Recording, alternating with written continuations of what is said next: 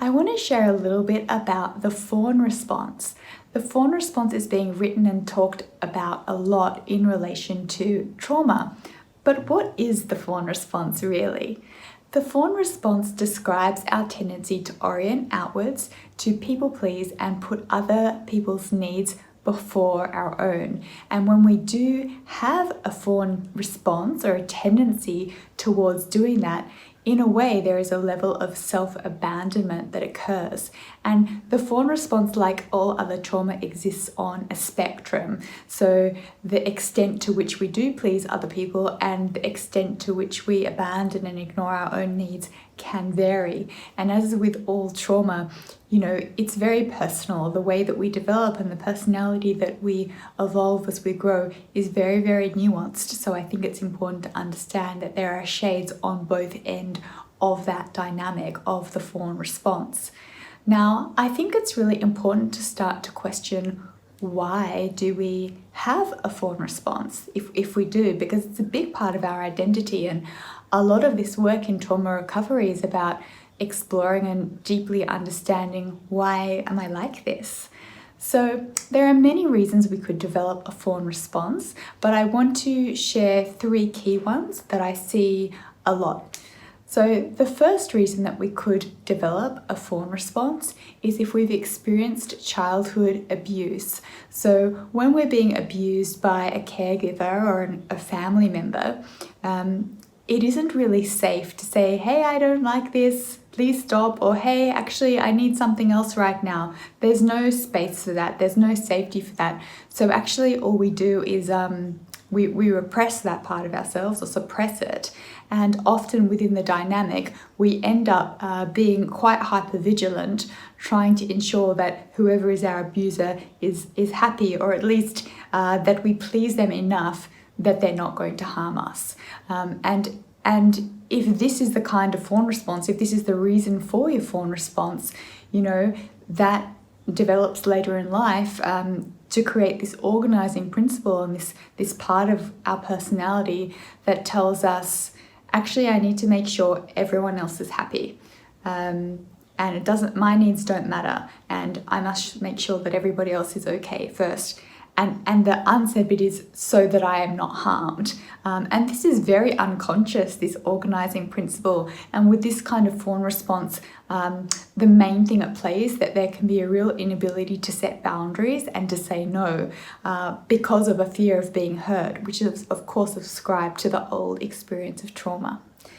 The next kind of fawn response that I want to share about, this derives from when we have a caregiver or a family member, but mainly a caregiver, that is experiencing either physical or mental health issues.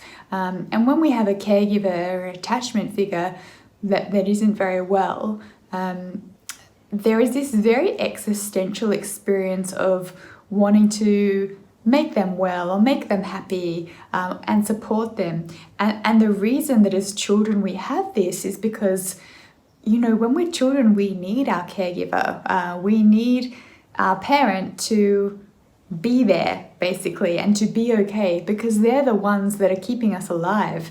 It really is so deep and existential. So if my parent is okay, then I'm okay. If my parent or my caregiver is not okay, then I'm in real bad danger. So when we have a parent that's not really okay, it comes from deep inside us to try and ensure that they are okay. And again, we orient outwards and we put our own needs and desires to the back, because actually the most important thing is that mom or dad or whoever it is okay. And when we derive from this kind of a fawn response, again, it's going to infuse into our personality. And this can come as us, as adults, really wanting to make sure everyone else is okay and not really being able to feel our own instincts and impulses and desires or needs, or feeling them but completely ignoring them. So that can arise either way. The third kind of fawn response I want to talk about is the kind that has nothing to do with trauma at all. This can develop from misattunement, Or there can also be quite deep either family or cultural or religious implications at play. So the person that we become is based on the communities and the cultures and the families that we grow up in. So depending on where you're from, and it's really interesting because I work in Singapore, and there are so many different cultures here, all in one melting pot. So I do see people sharing that where they come from or their religion or their family dynamics are instilling these, I guess, sets of values within us. And sometimes the values can be, hey, it's good to serve other people. It's good to put others before yourself. And it's actually very, very bad to think of yourself and take for yourself and care for yourself. And this can also come through spirituality as well. So there's this idea that to be a good human, we must be giving. And sure, of course we must be giving, but there's that nuance, isn't it?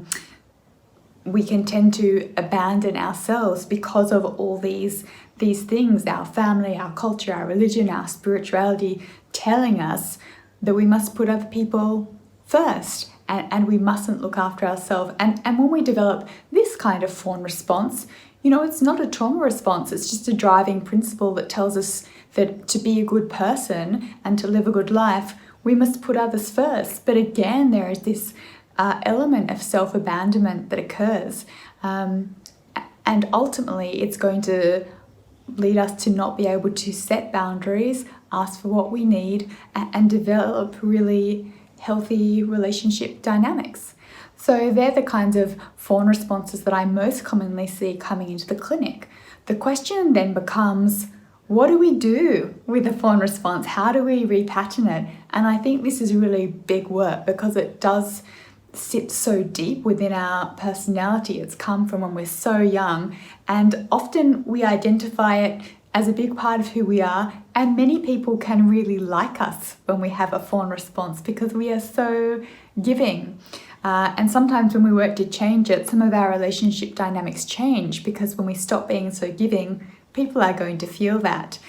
I think when we are working to change a fawn response, the most important thing to consider is the challenge about not fawning, not people pleasing, and not putting other people first. And we can mentally want to do it, but often what I see is that when people go to change this part of themselves, a huge danger signal arises in the body, and it can be actually quite a visceral experience. Literally, there are danger signals saying, it's bad to say what I need, or it's bad to say no and not give to the other person. And if we connect back to, I guess, the experience of childhood abuse, for one, it can be this very old fear that if I'm not a good girl, if I don't please my caregivers or my attachment figures, I'm going to be harmed. Or in the other scenario, if I don't help my mom, my dad, if I don't help everybody else, I'm under threat, my life is in danger. Or for the case of misattunement, if I don't put all these people first, I'm a terrible person. And all of these things can, when we challenge them, these principles can create this deep sense of terror within us. And I think being able to identify that fear or terror, again, depending on the spectrum of where you sit with a fawn response, is really, really important. So once we can identify where it comes from, we're going to want to find some level of discharge. And then when we start to engage and challenge our behaviors in relationships, we're going to want to find a way to identify what is happening in me when I challenge my fawn response, and how can I make it safe to sit in that experience of fear or terror, depending on where you are, and actually stay with, I guess, the new dynamic that we're wanting to put forward. I think it's really big work. I definitely had such a deep fawn response, and it's taken a lot of work, a lot of connecting with those feelings inside me to be able to change that. And another really important nuance when working with a fawn response is, we're not trying to not give to people ever at all, and only think of ourselves. We're trying to find balance. We're trying to find harmony in that. and that lovely interplay between being able to give and being able to receive.